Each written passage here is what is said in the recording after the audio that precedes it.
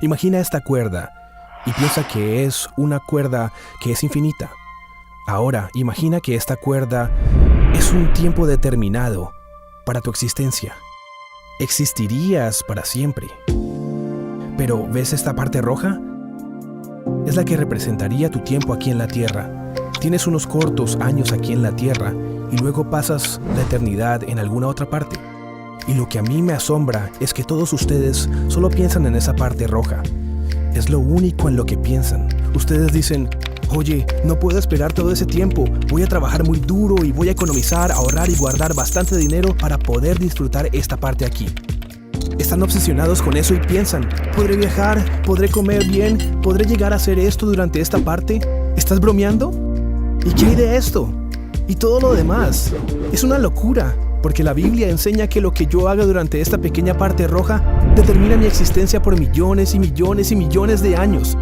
Por siempre. Entonces, ¿por qué permanecería en esta pequeña parte roja? Tratando de vivir lo más cómodo posible y disfrutando lo que más pueda. Pablo dice, mira, yo voy a vivir mi vida para esta misión. Voy a vivir mi vida, a invertir mi vida para ese momento en el que cruce la meta. Así que voy a olvidarme de todas esas cosas que puedo disfrutar. No me voy a distraer. Voy a ser como un corredor enfocado en el momento en que esté frente a Dios. Porque cuando esté frente a Él, ya no voy a volver a tener esta oportunidad. Vivimos una sola vez aquí en la tierra y puede terminar en cualquier segundo para cualquiera de nosotros. Y después viene la eternidad. Y hay gente que observa algunas de mis decisiones y dicen, tú eres tan estúpido, como si eso realmente afectara esto para algo. No, el estúpido eres tú, porque eso va a afectar todo esto. En serio. Te lo digo en serio. Yo veo la manera como la gente está viviendo y me digo, wow, eso es de locos. Ustedes están tan locos. ¿Ustedes van a hacer eso ahora? ¿Van a disfrutar el ahora sin ni siquiera saber si tendrán un mañana? ¿Y tú crees que eso es ser inteligente y que yo soy tonto?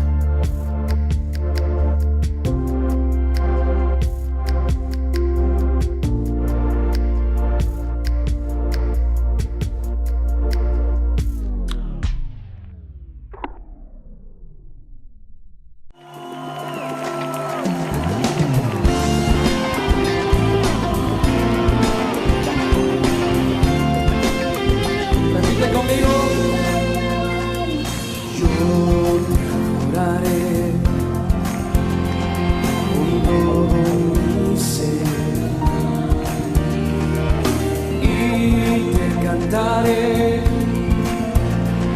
con todas mis fuerzas, yo te buscaré cada día, Señor, y te seguiré, seguiré tus caminos, te daré mi alabanza, te daré alabanza, te daré mi adoración. Solo a ti anhelo adorar, solo a ti daré mi adoración. Sí, Señor, te damos toda la gloria a ti.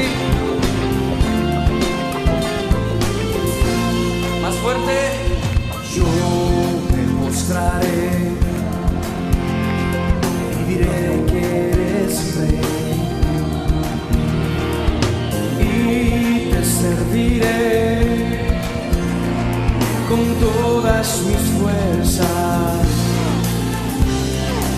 Yo levantaré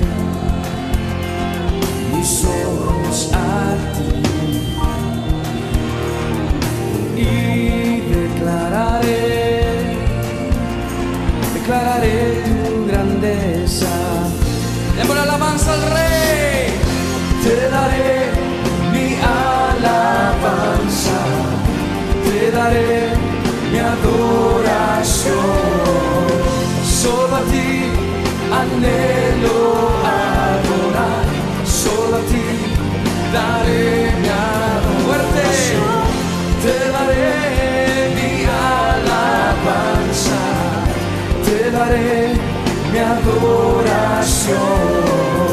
Solo a ti anhelo adorar, solo a ti daré mi adoración. Sí, Señor, solo a ti daremos adoración. Alábale con el piano.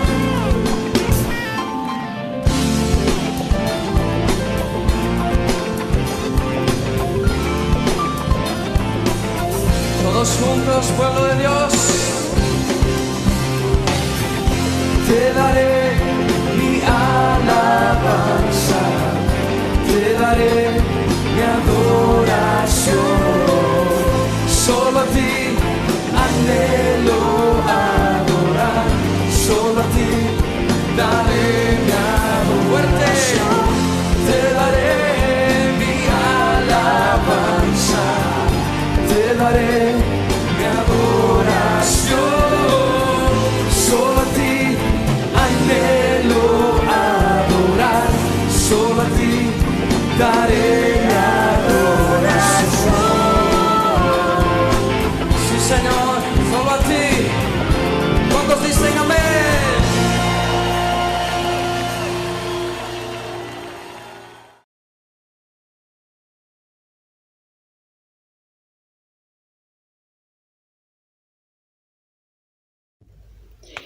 Buenas tardes, amados hermanos, que el Señor les bendiga, que la presencia de Dios sea con ustedes.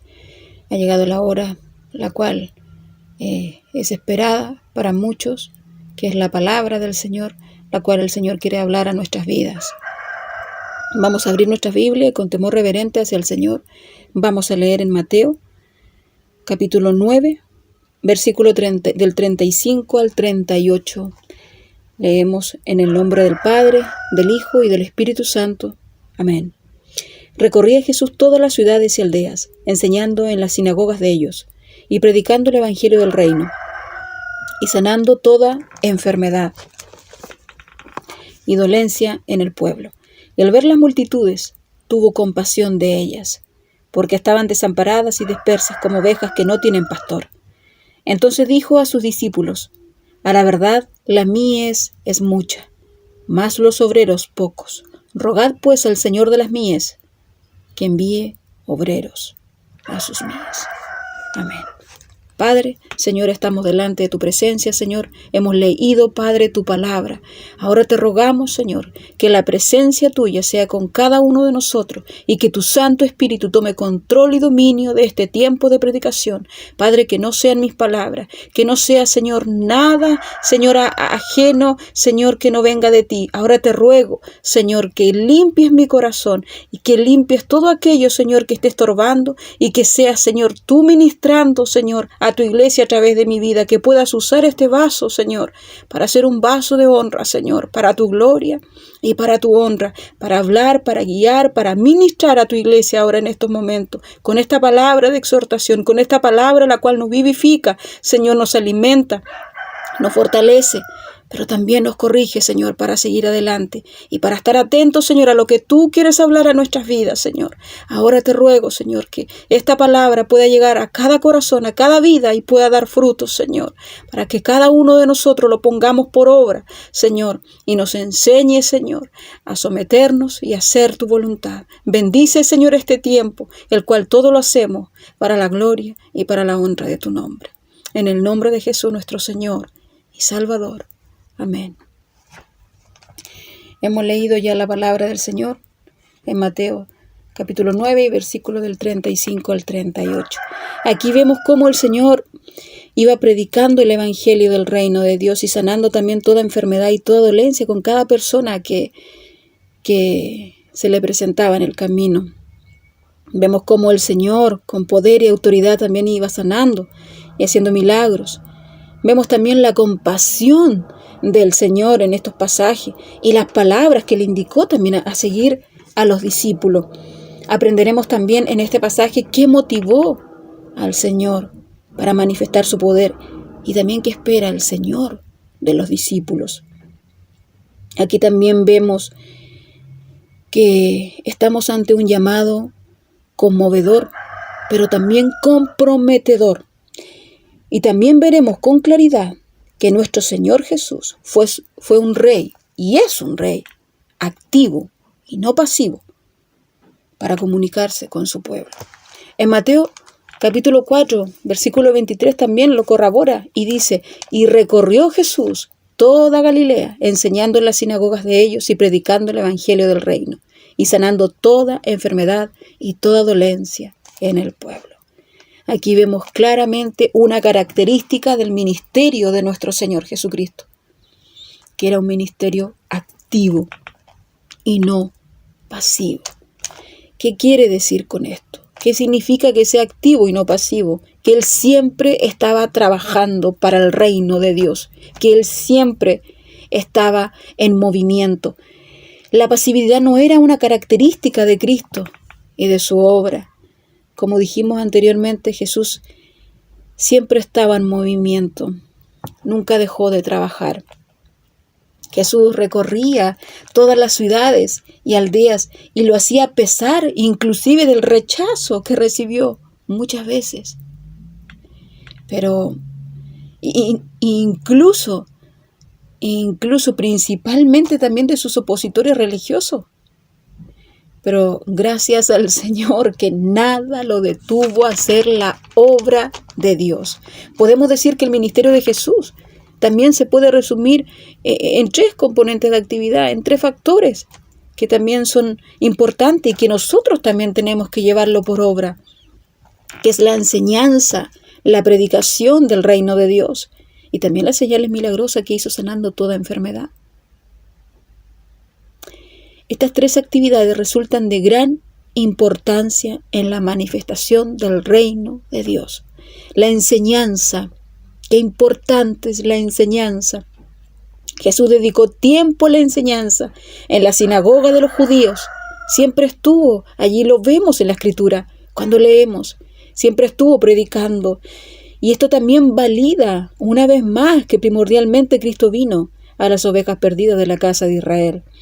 Esto quiere decir también que Jesús los instruyó en la ley, les mostró el sentido correcto de la misma ley, como lo hizo en el Sermón del Monte en Mateo 5. El hecho que Jesús enseñara lo hace el mejor maestro que jamás pisó la tierra. Amén. Jamás. Un maestro por excelencia, extraordinario. Por eso le llamaban maestros sus discípulos. Lo vemos en Juan capítulo 1 y versículo 38, que ahí lo decían claramente rabí. Y rabí traducido significa maestro. Es Dios mismo enseñando a los hombres. Lo vemos también en Juan capítulo 3, versículo 2, junto a Nicodemo, que Nicodemo también lo reconoció y lo llamaba maestro. En Mateo también capítulo 19, versículo 16, un joven rico que no quiso seguir a Jesús, también lo llamó y lo reconoció como maestro. Y hasta sus detractores, aquellos que lo perseguían, también lo reconocieron como maestro. Era un maestro tal que la gente se asombraba y se maravillaba de su doctrina. Así lo dice la Biblia, puesto que enseñaba con autoridad, sin precedentes y sin comparación alguna, no como los fariseos, no como ellos, no como los escribas, porque él lo hacía con autoridad. Él era y es un maestro extraordinario. Otra actividad también que Jesús hacía predicaba el Evangelio del reino de Dios. Jesús acompañó sin duda su ministerio de enseñanza con la proclamación del reino de Dios. Lo vemos con claridad en Mateo 4:17. Arrepentíos, porque el reino de los cielos se ha acercado. El mensaje del Evangelio es un llamado al arrepentimiento. La gente debía arrepentirse porque el reino de los cielos estaba cerca, estaba junto a ellos. ¡Qué privilegio, Dios mío! Este mensaje es un llamado a la gente de volverse de las tinieblas a la luz de Dios. La luz de Dios hace manifiesto el pecado que mora en nosotros y consecuentemente produce en nosotros arrepentimiento. Gloria al Señor por eso, hermanos. Entonces el arrepentimiento genuino significa un cambio de dirección. Es un llamado a dejar el estilo de vida pecaminoso y buscar agradar a Dios en santidad. Pero esto lo logramos solamente cuando nosotros tenemos una relación con el Espíritu Santo y empezamos a conocer a Jesús, tanto en esa relación como también en su palabra. Entonces vemos que Jesús, como dijimos, enseñaba, predicaba, pero también en su ministerio iba sanando toda enfermedad y toda dolencia en el pueblo. El ministerio de Jesús contaba con señales milagrosas que daban evidencia de su poder sobrenatural, que confirmaban que Él era Dios. Y este es el propósito de los milagros, que Jesús sea exaltado y glorificado como el Mesías verdadero que estaban esperando. Nosotros podemos ver en la Biblia y podemos leer cuántos milagros hizo el Señor allí, por nombrar algunos. Tenemos tanto que estaríamos días y días hablando de los milagros del Señor. Uno que me trae a la memoria el Señor es la resurrección de Lázaro. ¿Y cuántos más hizo el Señor? Y lo sigue haciendo, porque Él es el mismo de ayer, de hoy y por los siglos. Y sigue sanando y sigue haciendo milagros, porque el hecho de que Él haya llegado a nuestras vidas y no haya resucitado espiritualmente, no haya libertado, eso es un milagro. Es un milagro el cual glorifica a Jesús. Pero también vemos que tristemente a lo largo de su ministerio terrenal, que la gente también no siempre, lamentablemente, reaccionó como era debido ante los milagros y señales que hacía Jesús, ya que algunos y algunas de las personas solo buscaban los milagros, pero no a Jesús. Y esto sigue pasando hoy en día. Nosotros muchas veces buscamos las añadiduras, pero no buscamos el reino de Dios y su justicia, como dice en Mateo 6:33. Muchas veces nosotros pensamos que el Señor está ahí, dispuesto a cumplir todo lo que nosotros pidamos, como una lámpara de Aladino, como algo mágico. Y no nos equivoquemos, hermano. Todo tiene un orden, porque Dios es un Dios de orden. Primeramente, nosotros tenemos que buscarlo a Él. Lo demás, bueno, Él lo añade, conforme a su voluntad. Y esto pasaba en esa época, pero tristemente sigue pasando hoy en día y lamentablemente se ve en su iglesia. Porque no conocemos al Señor, porque no pasamos tiempo con Él, porque le damos prioridad a otras cosas y no a estar con Él. Que el Señor nos ayude, que el Señor tenga misericordia de nosotros, que nos enseñe a ser perseverantes y a ser constantes en la oración, en leer su palabra, en estar en comunión con Él. Porque Él se encarga de lo demás, hermanos. Él lo hace. Él es fiel. Cuando nosotros permanecemos infieles, Él no cambia, es inmutable.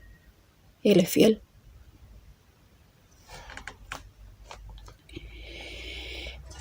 También en otros mismos milagros, otros milagros y los mismos milagros que hizo el Señor, esto también provocaron la ira y el rechazo de los líderes religiosos. Lo podemos ver en la Escritura. Porque en Mateo 9:34 más arriba dice que los fariseos decían que por el príncipe de los demonios echa fuera a los demonios. ¡Qué tremendo! Todo esto nos demuestra que Él no es un rey pasivo, hermanos, sino activo. Y esto juntamente es lo que nosotros también necesitamos. Él se involucraba con los hombres. Él estaba ahí pendiente de cada necesidad. Y lo sigue haciendo. Porque Él quiere tener una relación con el hombre. Él quiere tener una relación con cada uno de nosotros. Aunque lo rechazaban una y otra vez. Pero había un motivo, hermanos, había un motivo. Había una razón por la cual era movido a hacer todo eso. Y la respuesta lo vemos en el versículo 36. Y vamos a leer el versículo 36. Porque ahí vemos el corazón de Jesús, el corazón de nuestro Rey. Y que todo cristiano que ha nacido de nuevo tiene que tener. Y la respuesta está en el versículo 36. Dice, y al ver las multitudes, tuvo compasión de ellas, porque estaban desamparadas y dispersas como ovejas que no tienen pastor. Y al ver las multitudes, tuvo compasión de ellas. Compasión, los cuales a nosotros nos falta. Compasión, misericordia. Esta es la razón, hermanos, que Jesús tuvo para ministrar en medio de todas esas ciudades y aldeas. Jesús, quien es omnisciente, pudo ver a todas las muchedumbres de personas en Israel y al conocerlas, siente compasión de ellas. Imaginemos, hermanos, esta escena. Yo me lo imagino. A Jesús parado en un monte, viendo a miles y a miles de personas, todas ellas ahí alrededor, esperando escuchar una palabra del Señor, esperando ser tocados y ser sanados por Él.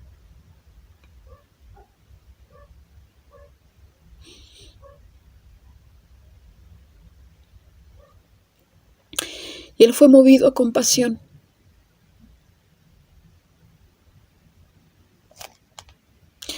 La palabra compasión, hermanos, proviene del griego. No sé si lo voy a pronunciar bien, pero voy a tratar. Proviene del griego explanginisomai, que también se traduce como misericordia. Y se define, escuchen bien, y se define un anhelo desde las entrañas. Este es el dolor que sintió el Señor cuando contemplaba a las multitudes, cuando los miraba. ¿Saben por qué? Porque Él podía ver más allá de la enfermedad física, a lo mejor que tenían esas personas. Él podía ver que estaban enfermos espiritualmente.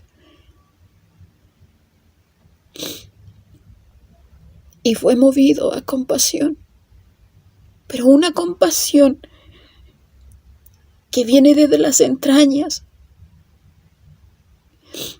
Cuando nosotros muchas veces oramos, dice la Biblia que nosotros no sabemos orar como conviene, más el Espíritu Santo intercede por nosotros con gemidos indecibles.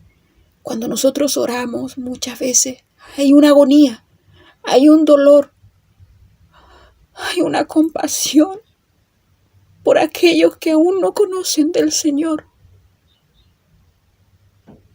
Y esto nos tiene que doler. Esto nos tiene que mover, que nos tiene que sacudir.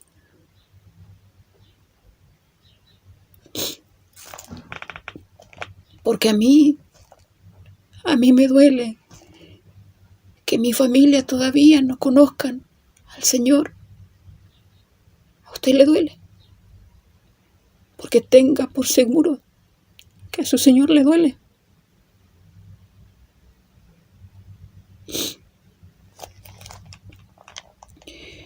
La idea evoca aquí en un sentimiento profundo de lástima y dolor por la miseria espiritual de todas las multitudes de que él miraba. Porque como dijimos anteriormente, porque muchos venían a él por dolencias físicas para que sean sanados. Y el Señor en su misericordia, en su compasión, claro que los sanaba. Pero Jesús veía que estaban enfermos del alma, espiritualmente. Y esto causaba un dolor profundo en su corazón, porque Él es un Rey compasivo. Y así también nosotros tenemos que tener esa compasión que tiene el Señor. Así también nosotros un día venimos a Él enfermos espiritualmente, pero el Señor tuvo misericordia de nosotros.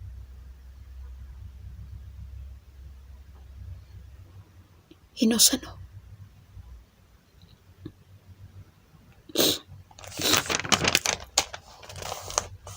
Él veía a las multitudes como ovejas desamparadas y dispersas sin pastor. Así las veía. Eran personas abandonadas a su propia suerte espiritual. Pero mientras Jesús estaba ahí cerca, Él quería alcanzarlos y sanarlos en todas las áreas y libertarlos, porque Él dijo en Juan 9:5, entre tanto que estoy en este mundo, luz soy del mundo. Somos luz y sal de esta tierra. Nosotros tenemos que hacer lo que nuestro Maestro también hizo.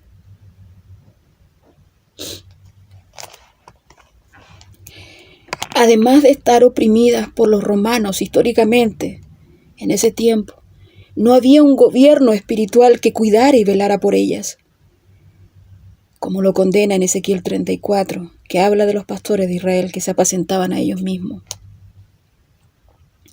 Muy lejos de eso, sus actividades, sus autoridades espirituales eran unos hipócritas, orgullosos, legalistas, que los oprimían con cargas pesadas que ni siquiera ellos querían llevar.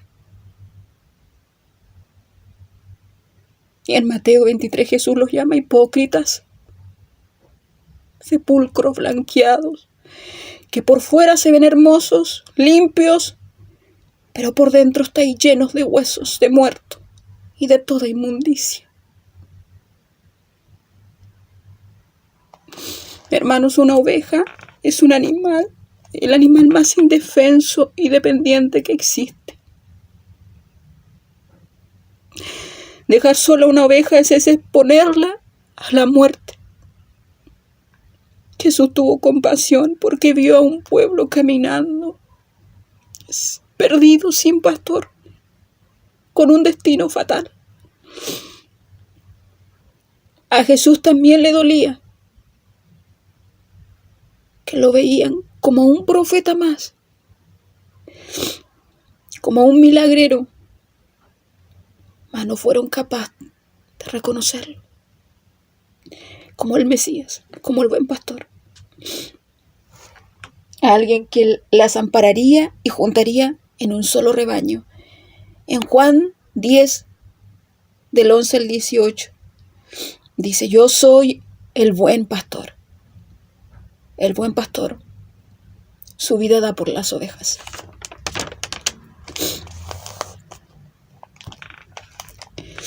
En Lucas capítulo 19 del 41 al 44 dice: y cuando llegó cerca de la ciudad, al verla, lloró sobre ella, diciendo: oh, si también tú conocieses a lo menos este tu día, lo que es para ti, lo que es para tu paz. Mas ahora está encubierto de tus ojos, porque vendrán días sobre ti cuando tus enemigos te rodearán con vallado y te sitiarán, y por todas partes te estrecharán y te derribarán a tierra, y a tus hijos dentro de ti, y no te dejarán en ti piedra sobre piedra, por cuanto no conociste el tiempo de tu visitación. Aquí vemos una imagen conmovedora. Imagínense, hermanos, al Señor Jesús contemplando esa ciudad donde estaba llegando y diciendo todas estas palabras y llorando. Aquí vemos el corazón mismo de Jesús. Vemos su compasión. Vemos que lloró, porque lloró. Lo acabamos de leer. Esto es una compasión ágape, de un amor sincero. Y ágape, hermano, en el término griego se refiere al amor de la forma más elevada. Es un amor incondicional, puro, sincero del Dios hombre por la humanidad. Imagínense. Y es lo que el Señor quiere que nosotros tengamos también. A veces no es necesario ir a predicar. A veces le decimos al Señor, Señor, heme aquí, envíame a mí, envíame. Yo iré, Señor. Muchas veces decimos, envíame a las naciones, yo voy.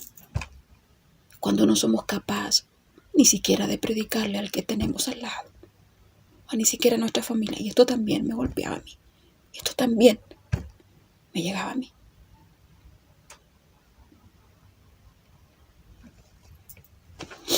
Esta preocupación de Jesús por el pueblo de Dios confirma que Él es el pastor anunciado en el Antiguo Testamento, en Ezequiel 34, 11, 16. Y aquí vemos, una vez más, una confirmación más de que Él era el Mesías. Y lo vamos a leer. Vamos a buscar Ezequiel 34, del capítulo 11 al 16. Dice así. Porque así ha dicho Jehová el Señor. He aquí, yo mismo iré a buscar mis ovejas y las reconoceré, como reconoce su rebaño el pastor el día que está en medio de sus ovejas esparcidas. Así reconoceré mis ovejas y las libraré de todos los lugares en que fueron esparcidas el día del nublado y de la oscuridad. Y yo la sacaré de los pueblos, y la juntaré de las tierras, la traeré a su propia tierra, y las apacentaré en los montes de Israel, por las riberas, y en todos los lugares habitados del país. En buenos pastos las apacentaré, y en los altos montes de Israel estará su aprisco. Allí dormirán en buen redil, y en pastos suculentos serán apacentadas sobre los montes de Israel. Yo apacentaré mis ovejas y yo les daré aprisco, dice Jehová el Señor. Yo buscaré la perdida y haré volver al redil la descarriada. Vendaré la perna y quebrada y fortaleceré la débil, mas a la engordada y a la fuerte destruiré. Las apacentaré con justicia. Amén. Aquí vemos que Jesús tenía una carga por la salvación de las multitudes. Él deseaba que ellas vinieran a Él y que aceptaran su señorío y cuidado, porque Él la veía así, desamparada, sin pastor. Y hoy día hay muchas ovejas así, las cuales nosotros tenemos la obligación de ir. Aquellas que están en el redil, enseñarles, cuidarlas, pero aquellas que están lejos del redil, hay que ir por ellas. Hay que ir por ellas, porque esa es la voluntad de Dios. He de suponerse que aquellos que han pasado más tiempo con Él compartieran la misma carga que Él. Por eso se dirige a los discípulos y los hace partícipe cuando dice: a la verdad las mies es mucha, mas los obreros poco. Rogad pues al Señor de las mies que envíe obreros a sus mies. Esto es un llamado a ser compasivos. Jesús deja ahora de mirar a la multitud y se enfoca ahora en los discípulos y hacerles notar la gran necesidad espiritual del pueblo.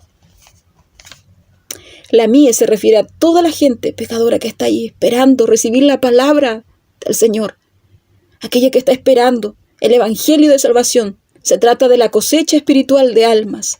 Hay muchísima gente, hermanos, que necesita salvación, pero hay pocos obreros, dice Jesús. Pocos obreros. Los obreros son los que llevan el mensaje de la palabra del Señor, aquellos que como Jesús enseñan y predican el evangelio del reino de Dios y que están dispuestos a discipular y a cuidar de ellos quienes les enseñan. Pero lamentablemente hay pocos obreros en el reino. Muchos se hacen llamar discípulos de Cristo, pero muy pocos trabajan para Cristo realmente. Lamentablemente es así. En el griego la palabra obrero, escuche bien, habla de la persona que trabajaba arduamente hasta el cansancio y el agotamiento. Y aquí el Señor nos da una indicación. Rogad pues al Señor de las mies que envíe obreros a sus mies. Tenemos la obligación de orar para que el Señor envíe, levante más obreros, pero no para que hagan la pega por mí, sino para que colaboren y para que yo y usted también hagan la obra de Dios, porque Dios nos llamó a todos, no solamente a algunos, a todos.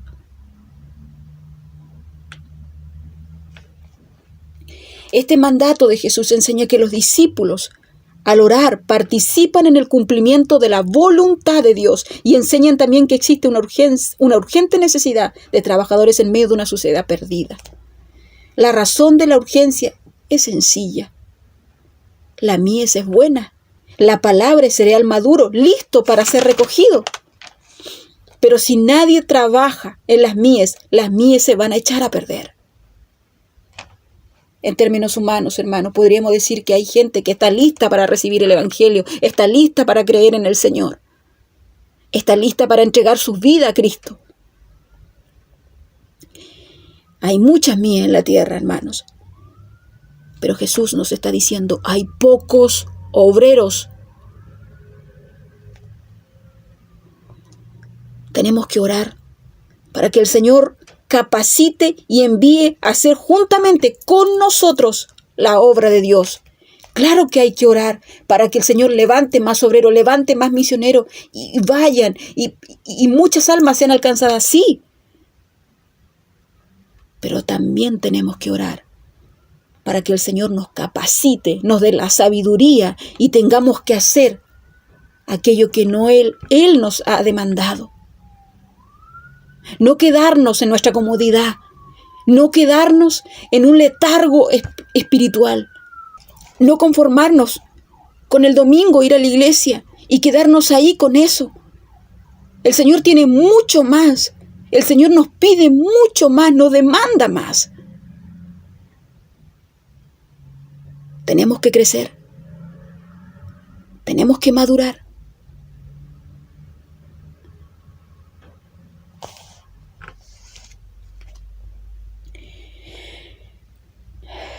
¿No se supone que ellos siendo discípulos debieron orar de manera pasiva? ¿Para que alguien haga el trabajo que ellos debían estar haciendo? Rogar era para que otros se unieran al trabajo que ellos ya estaban haciendo. Y esto es la manera en la cual nosotros tenemos que orar. Rogar al Señor, orar al Señor para que otros obreros se unan al trabajo que ya estamos haciendo para la obra de Dios. Porque déjeme decirle que no es para nosotros, es la obra del Señor. Y es un privilegio poder servir al Señor.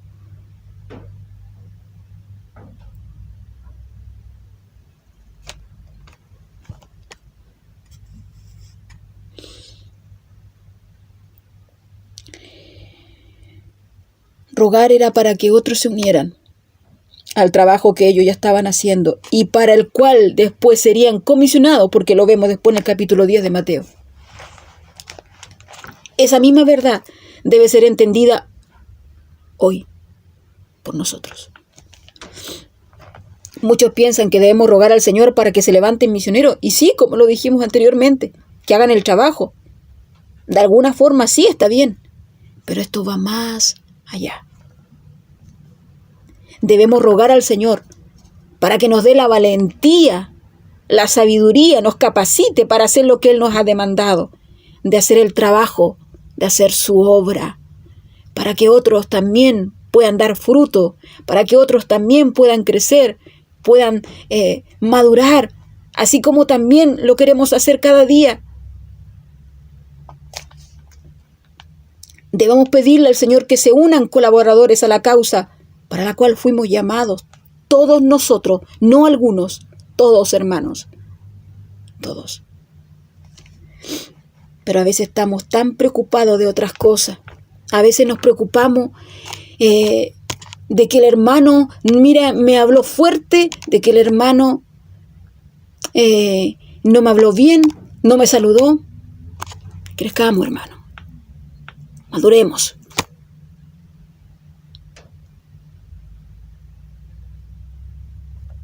El Señor nos está hablando y nos está diciendo que tenemos que crecer. Él tiene tanto para darnos.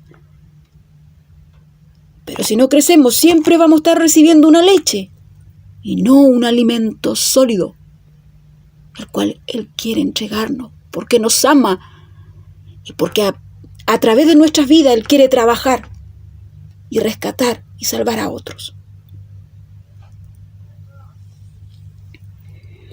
Si ya somos cristianos, entonces Dios respondió la oración de alguien porque rogó por un obrero más. Yo le agradezco al Señor por las personas que un día oraron por mí.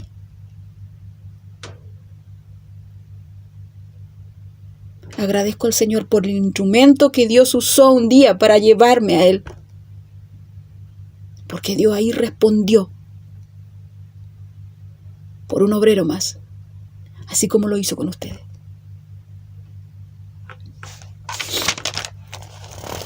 Para ir concluyendo, a ir finalizando. Al ver Jesús las multitudes, percibió dos cosas. Un rebaño que estaba abandonado. Un rebaño que estaba abandonado. Y unas mies que se echaban a perder porque no había segadores. Ante esta imagen, el Señor sintió una profunda compasión y lo compartió con sus discípulos. Los discípulos tenían el ejemplo de un maestro compasivo que jamás fue pasivo sino activo, porque Jesús siempre trabajó por las almas, porque lo que lo motivaba era el dolor, la sinceridad, la compasión por las personas. A ti te duele saber que la gente que te rodea se pierda o se puede ir al infierno. ¿Te duele? A mí me duele. Y a tu maestro también le duele. ¿Has tenido este tipo de compasión? ¿Qué te motiva a trabajar en medio de las mies? ¿O tienes una compasión pasiva que te da lo mismo? Oras, pero no sientes dolor por aquellos que no conocen al Señor. Estas son preguntas, las cuales nosotros tenemos que preguntarnos. En el día de hoy, por todo lo que está pasando, por todo lo que estamos viviendo, hermano, en medio de una pandemia global, es más evidente que nunca la necesidad de las mies. Hoy podemos contemplar a una multitud desamparada, dispersa, como ovejas que no tienen pastor. ¿Qué estamos haciendo por acercarlas a Cristo? ¿Quién le dará el remedio de la condenación eterna? Si en verdad somos compasivos, hablemos, prediquemos a otras personas. Y si nos acobardamos de hablar de Cristo, mejor será no hacernos llamarnos cristianos. Recordemos que el Señor nos dio un espíritu de poder, de amor y de dominio propio, no de cobardía. Jesús es el ejemplo el cual debemos nosotros aprender, imitar y llevar por obra, hermanos, en nuestras vidas. ¿Cuál es nuestro mensaje? En tiempos como hoy, el Rey, nuestro Señor, necesita obreros que estén dispuestos a seguir su ejemplo, teniendo compasión, siendo misericordiosos por aquellos que no lo conocen. Nosotros somos responsables que su reino se siga expandiendo en esta tierra y muchas almas sean alcanzadas por Él, que podamos ser instrumento de bendición en sus manos. Hermanos, nosotros tenemos que ser instrumentos útiles en las manos del Señor, ser de bendición para otros, ser canales de bendición, que Dios pueda trabajar a través de nuestras vidas para alcanzar a otros. No ser piedra de tropiezo para nadie. Que el Señor nos ayude y nos libre de eso.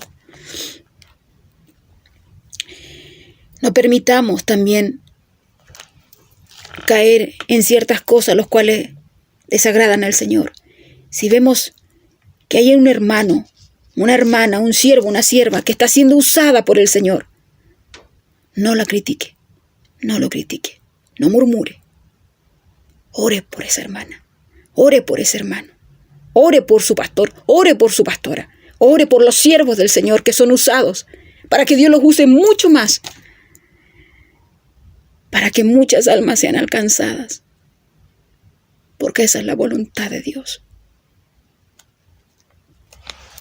No nos convirtamos y que Dios nos libre de caer en murmuración o ser instrumentos del enemigo. Que Dios nos libre de eso.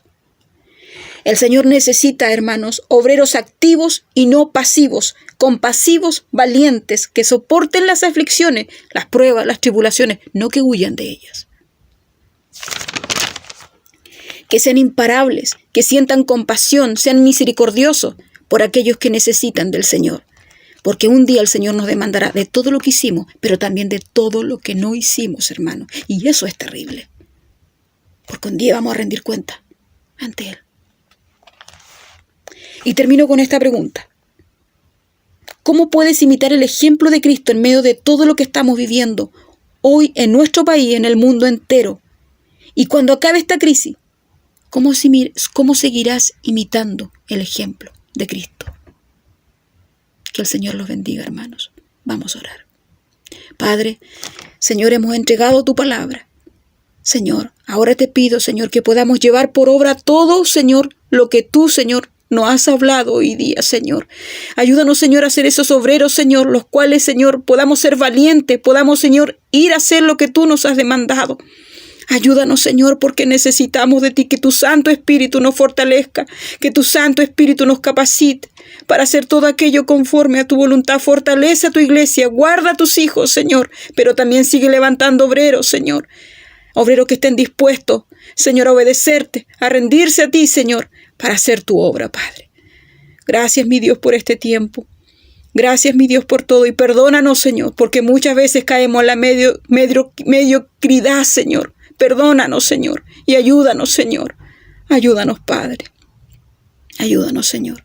Bendice este tiempo y bendigo a cada uno de mis hermanos, los cuales han escuchado tu palabra, y a todos, Señor, y a tu iglesia. Señor, tu presencia sea con nosotros. Gracias, mi Dios, en el nombre de Jesús. Amén y amén. El Señor los bendiga y los guarde, hermanos. Levanta tus manos al cielo, en señal de que quieres que luce tus manos,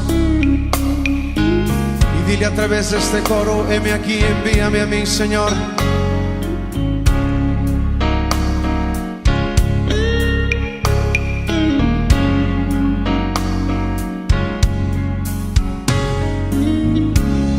La mies es mucha, hay gran necesidad, y pocos obreros al campo van. Hoy muchos se pierden, viven sin dirección,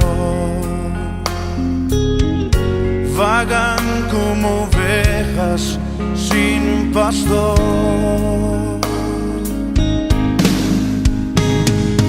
Heme aquí, envíame a mí.